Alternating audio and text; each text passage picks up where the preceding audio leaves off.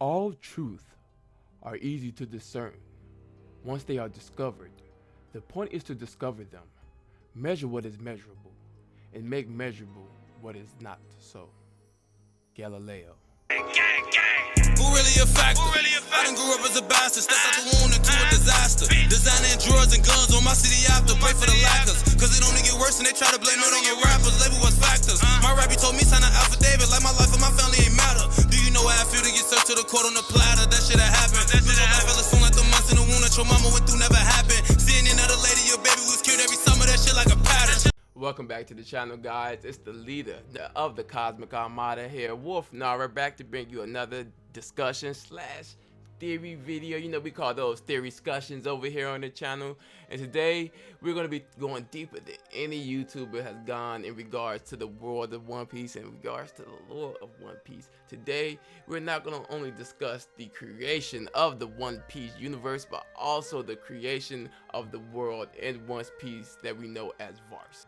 Most people would say science does not exist in the world of One Piece. However, there is multiple pieces of contrasting evidence that shows that the world of One Piece, well, not even just the world, the universe of One Piece is much like our own.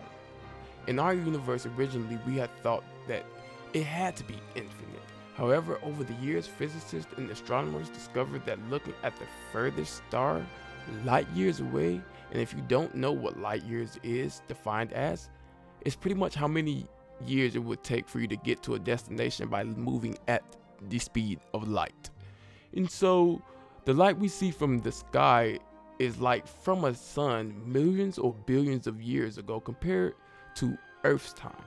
By observing the star furthest away from us due to us seeing starlight based on the light from billions of years ago, we discovered that the universe is still constantly expanding. In One Piece, the only reference to space is endless Vearth, which is stated to be Enel's destination post-Skypiea arc. Now, first let's dissect the endless portion of it. And so endless is mostly just a perception of time in regards to lore. Now, to disclaim Enel of it being quote-unquote endless, he has never been up there. It is his dream to go up there.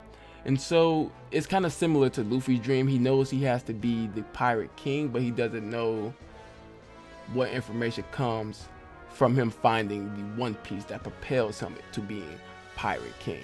And so Enel's perception of endless Vearth is kind of comparable to the person who informed him of it, in which the person would be comparing it to the size of the planet and looking out at the endless darkness. It may be appearing to be endless, however, that could be furthest from the truth.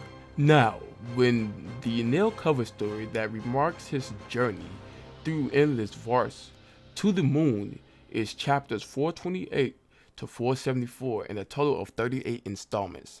This is a canon cover story as well, and so when Enel is traveling to the moon, there are stars shining brighter than other stars, which shows that space and time is somewhat similar to our own. Now, it is impossible to gather how old exactly is the expanding universe of One Piece, but we can conclude that the physics are similar to our own. Now, today we will be discussing the formation of the Vearth planet, the moon, the effect on the moons for the planet, the knock-up stream, and two possible ways that the red line was created.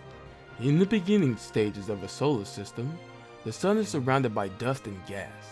The sun then absorbs 99% of the material to its core, leaving 1% of the material in space, and in this case, endless Vearth. Due to the core of the sun's gravity, the rock and mineral begin to collide on a microscopic level first, and through positive charged particles called protons.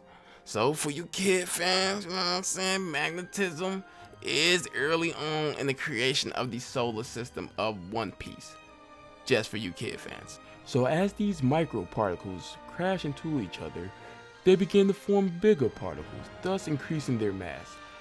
After an object reached about half a mile across, it begins to have its own gravitational pull, in which it begins to pull more particles towards itself. As the mass gets bigger, it begins to pull away from the orbit directly around the sun and continues to attract even bigger and smaller objects to itself. And so now this process takes about 30 million years in regards to our universe. So it's about 30 million years in regards to Vearth as well. Would then melt all the elements that was crashing into each other to form the Vearth planet down into the core. For example, iron and nickel in our universe.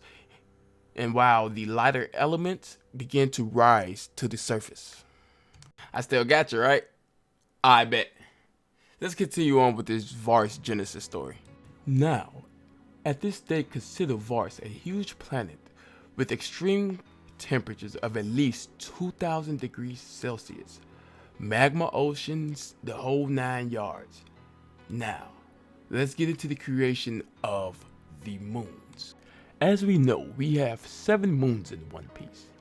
Now, these moons placements will explain why Vearth is not only on the axis but also its estimated size. Now, moons are created when 2 huge-sized astral bodies collide on an angle.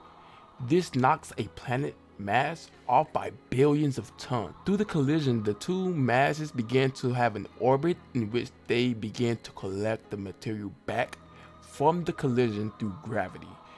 This orbit is why our moon does not crash with the Earth and why One Piece moon does not crash with Vearth.